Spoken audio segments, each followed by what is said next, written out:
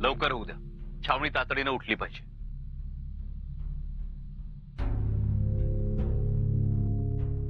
युवराज, एक गोष्ट बोलू का?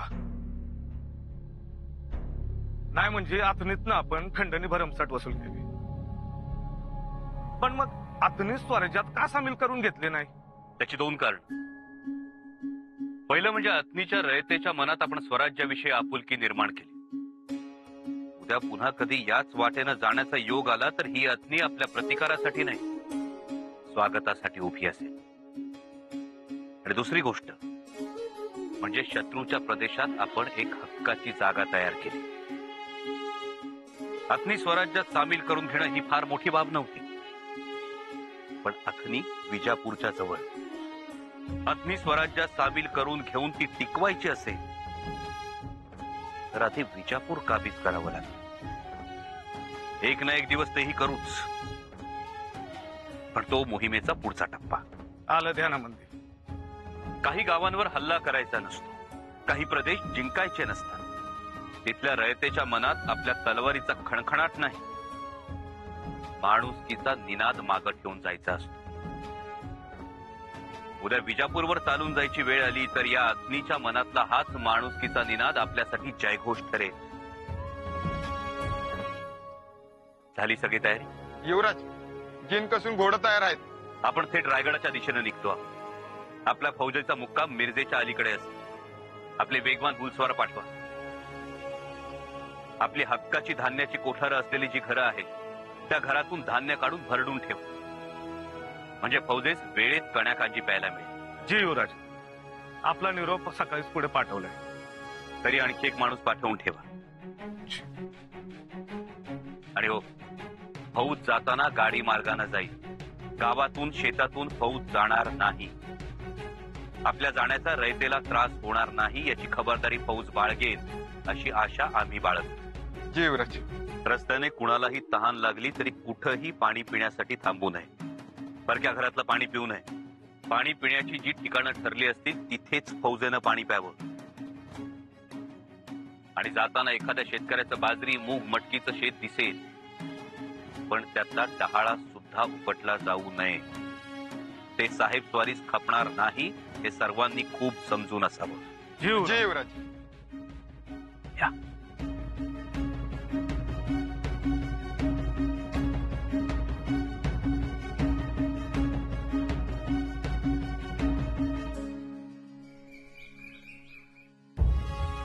महादेवा,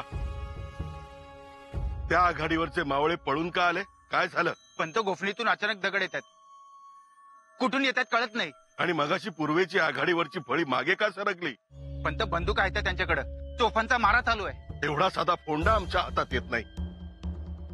आम्हाला वाटलं होतं फोंड्याचा मर्दनगड आमच्यासमोर ढिकळासारखा विरघळेल, पण तो उभा आहे. तो हातात आला असता तर बारदेशावर, तिसवाडीवर झडप घालता आली असती. सरदार जी, तोफांचा मारा करा. किल्ला हाती यायलाच हवा. पण तो तोफांचा मारा करण्यात काहीच फायदा नाहीये. अहो, तोफांच्या टप्प्यात मर्दनगड यायला तर पाहिजे. एवढी मोठी फौज आहे, नावाजलेले योद्धे आहेत, कशात कमी आहोत आपण? पण यश का येत नाही?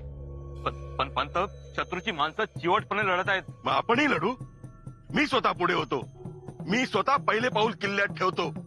पण पंत, मोहीम यशस्वी झालीच पाहिजे. होंडा हातात घेऊन फिरंग्यांना 30 वाडीतून बारदेशातून पळून लावायचे आहे. सप्तकोटीश्वर आम्हाला यश देणारच. हुजूर, आपका भी जवाब नहीं. अल्लाह ताला ने आपको आला दर्जे का दिमाग दिया और ये तो कबूल करना ही पड़ेगा. सरदार, हमारा दिमाग ही हमारी पहचान है. जी हुजूर, अपने आप को सुरमा और अक्लमंद समझने वाला संभा, वो भी आ गया आपकी बातों में. बड़ा आया था शमशेर उठा के हमें हराने, भाग गया. लेकिन हुजूर, वो तो हमारे धन दौलत की पिटारे उठा के लेके गया. ले जाने दो सरदार, वो कहाँ जानता है. असली हीरे मोती का खजाना हमने बड़ी महफूज रखा है, संभा की नजरों से दूर. कौन सा खजाना? खजाना, खजाना हसीन औरतों का और मासूम बच्चों का. यही तो हमारा असली खजाना है। मैं हर एक मासूम बच्चों को पारसमणि कहता हूं। एक एक मासूम बच्चा और एक एक औरत पारसमणि। सच कहा आपने। संभाजी को इस बात की जरा सी भी भनक लग जाती ना तो मुसीबत खड़ी हो जाती। मुसीबत नहीं, कयामत आ जाती। यूं कहो हमें जिंदा मार डालता। कोई रास्ता ही नहीं था भाग निकलने का। और आपने भी बड़ा दांव खेल डाला। रंदुल्ला खान के पोते बन गए और दूसरे ही पल संभाजी की तलवार म्यान हो। दिमाग वक्त पर चलना चाहिए। सरदार, करीम मियां कहां तक पहुंचे जरा पता लगाओ। जहाज आ पहुंचे। सावधानी बरतनी होगी। और अब हमारे पास जो हीरे मोती पारस है उनका दाम दुगना लेना है। ध्यान रखो। बिल्कुल हुजूर।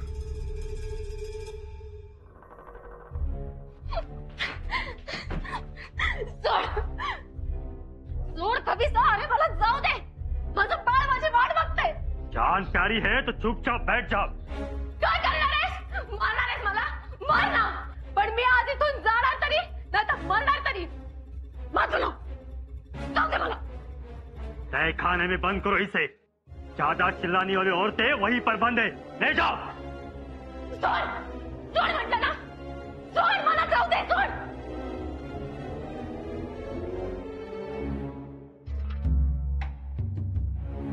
ए, क्या है?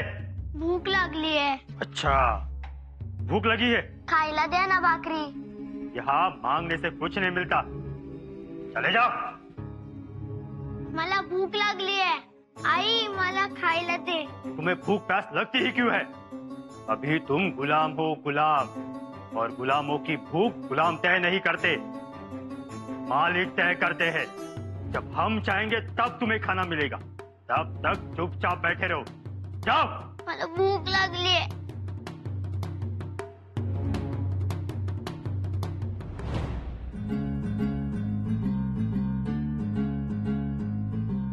हुजूर, आओ सरदार, क्या खबर लाए हो? सौदागर आज आपकी खिदमत में आ पहुंचेगा। वाह वाह वाह, बहुत खूब। हमारे पास कितने बच्चे हैं? हुजूर, 100 बच्चे। ठीक। ये बच्चे हमने भेजे हैं। माल हमारी ओर से अरबस्तान जा रहा है। इसका कोई सबूत भेजा है? मुश्ताक,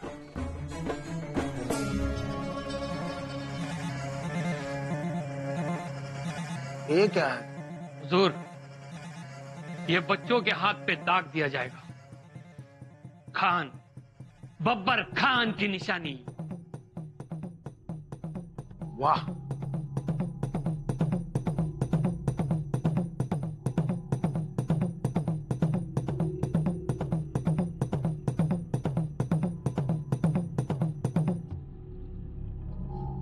बहुत अच्छे।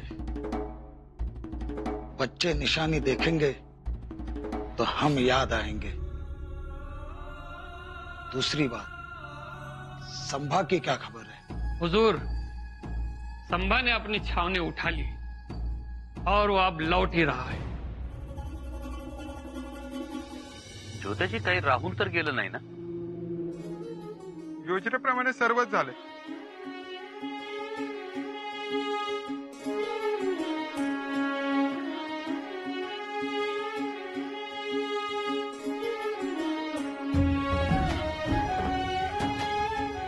काय झालं युवराज?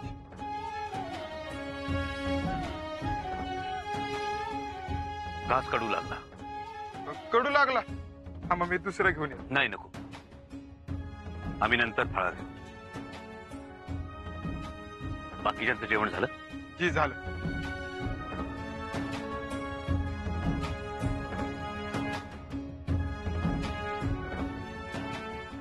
खबरगीर आलं आणि पुढची वाट बी निर्धोक आहे. चला, फौज निघायला पाहिजे.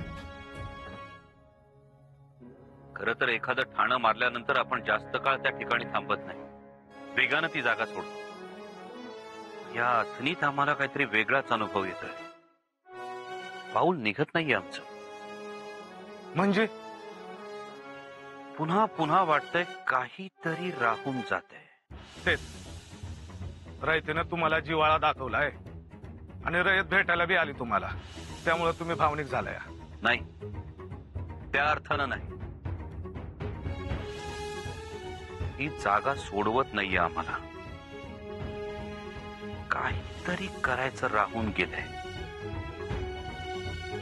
चला चला युवराज, आपल्याकडे वेळ फार कमी आहे.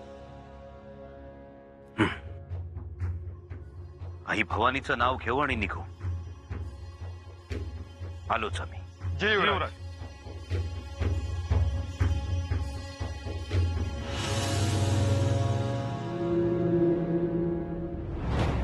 घात झाला पंत, घात झाला. काय झालं? अहो, आपली फौज मर्दनगडावर शत्रूच्या कसाच्यात सापडली. अरे देवा, फौजेला निरोप द्या. माघार घ्या म्हणावं. सुरक्षित जागेवर या. जी, पण पंत, ही मोहीम फसल्यासारखी वाटते. पुन्हा असं बोलू नका. माझ्या तळावर असं बोललेलं मला खपणार नाही. माफी असावी पंत. अनाजी दत्तो आहोत आम्ही, महाराजांचे सुरनेस. अशी हातातून गेलेली बाजी पुन्हा हातात आणू, पण कोणत्याही परिस्थितीत मी ही मोहीम फसू देणार नाही. पण काय करताय तुम्ही पंत? 2000ची फौज घेऊन त्या मर्दनगडाच्या मागच्या बाजूने हल्ला करतो. एक विनंती आहे पंत, नका जाऊ. अहो, शत्रू सावध झालाय. त्यात फिरंगी चिवटपणे लढतोय. त्यांच्या हातात बंदूक आहेत, खांद्यावरच्या तोफा आहेत, मागं आरमार उभा आहे. नाही निभाव लागणार आपला. नका जाऊ. महाराजांना काय तोंड दाखव? पण सगळी फौज दुश्मनाच्या तोंडात देऊन चालणार नाहीत. काय करू? महाराजांची नीती वापरायची. प्रत्येक वेळी घोडा फेकायचा नसतो, ढाली फेकता आली पाहिजे. होय, आणि इथं राहून नुकसान करून घेण्यापेक्षा अजिंक्य त्याला घ्यावा आणि मोहिमेची पत राखावी. तसंच करू. ते पथ्यावर पडेल.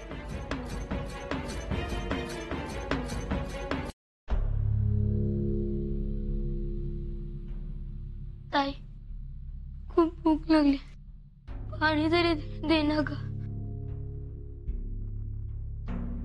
अरे, मी तुला पाणी नाही देऊ शकत रे, नाही भाकरीचा एक घास सुद्धा. तू एक काम कर, तू झोप, म्हणजे तुझी भूक जाईल. कसं झोपू मी? गोष्ट ऐकल्याशिवाय मला झोपच नाही लागत. ये, मी तुला गोष्ट सांगते. फार फार वर्षांपूर्वीची गोष्ट आहे. तेव्हा एका चक्रनगरी जवळच्या जंगलात एक बकासूर नावाचा राक्षस राहत होता. गावातील लोक त्याला रोज गाडाभर अन्न आणि एक घरातला माणूस खायला देत असे, असा त्याचा दंडक होता. ज्या घरात मूल असे तो ते मूलही खात असे. जेव्हा ही गोष्ट भीमाला समजली तेव्हा तो स्वतः अन्न घेऊन ठरलेल्या जागेवर गेला. मग आला का बकासूर? हो, बकासूर आला. त्यांनी पाहिले आपले भोजन कोणीतरी दुसरे खात आहे. त्यांनी भीमाला पाठीमागून गुद्दे मारायला सुरुवात केली, पण भीम काही उठला नाही. गाडाभर अन्न संपवल्यावर भीम उठला आणि मग भीमा आणि बकासुरात युद्ध झाले आणि त्यांनी त्याला ठार केले. गावकरी खुश झाले आणि भीमाला दुवा देऊ लागले. मग आपल्यालाही वाचवायला भीम येईल? हो, येईल ना. आणि पहिला माझ्या भावाला वाचलं. मग अजून आला का नाही? आतापर्यंत आला पाहिजे होता, पण जर आपण मनापासून हाक मारली ना तर भीम नक्की येतो. खरंच? हो. भीमा, तू लवकर ये. तू लवकर ये. भीमा, तू लवकर ये.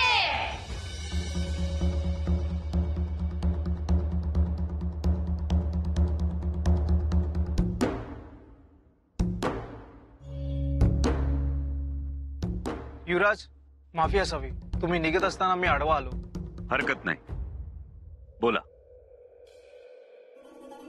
आणि हा कोण? युवराज, आपल्या मोहिमेसाठी खबरा काढताना एक खबर लाडीला गावली की अरब सौदागरांना विकण्यासाठी बब्बर खान मुलं मुली बायका पळवतो.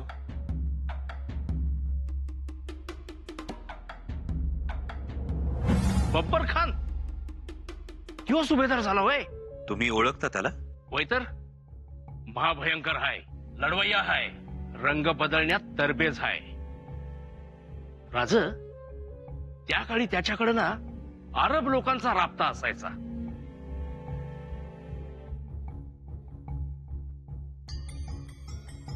अथनीतल्या बब्बर खानाचे अरबस्तानातल्या लोकांशी संबंध? हा, सैतानाला झाकावा आणि याला बाहेर काढावा असली गत आहे. दिसायला दिसतो माणूस, पण काळीच लांडग्याचं आणि बुद्धी मासण्या उदाची. हा असा मामला आहे तर कुठं कुठं ठेवलंय त्यांना? आम्ही खूप तपास केला, पण त्यांना मुलं बाळं कुठं धरून ठेवलेत काहीच कळत नाही. मग कळलं की सौदागर येणार आहे.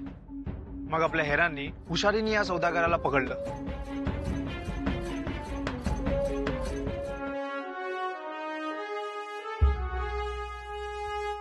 हा काय बोलला? याला माहितीये ठाव ठिकाणं? नाही युवराज, त्याला बी काय ठाऊक नाही. असं बी कळतंय तो बब्बर खान लय हाल करतो या पोरा बाळांचं. खाया मागितलं तर चापकाचं फटकं देतो या खाया. छोट्याची मगाशी आम्हाला घास कडू लागला तो याच म्हणून.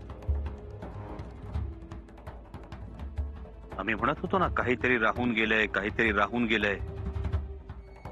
जे राहून गेलंय ते हेच. म्हणूनच अथनीतून आमचा पाय निघत नव्हता.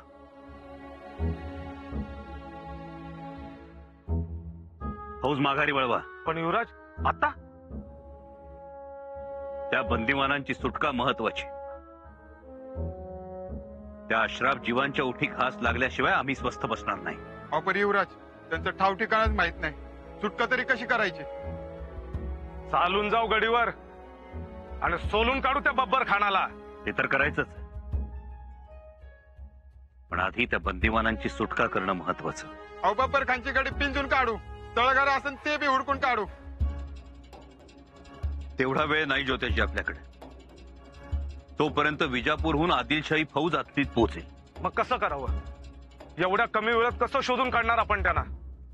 सोडवायला तर पाहिजेच, पण कसं? अहो युवराज, ते बंदिवानाचा ठाव ठिकाणा तरी घावाय पाहिजे होता.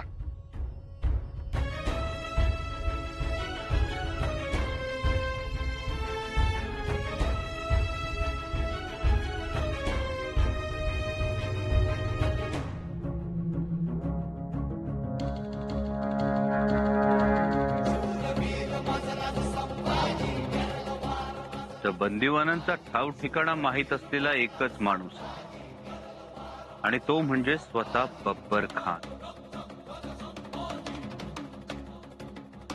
आता बब्बर खानच आपल्याला त्या बंदिवानांपर्यंत नेऊन पोचले. ते कसं? कसं?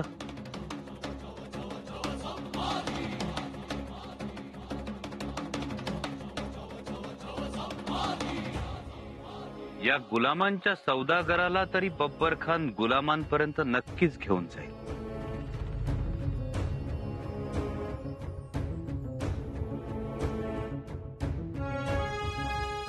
याला छावणीत घेऊन जा, याचा पोशाख उतरवा.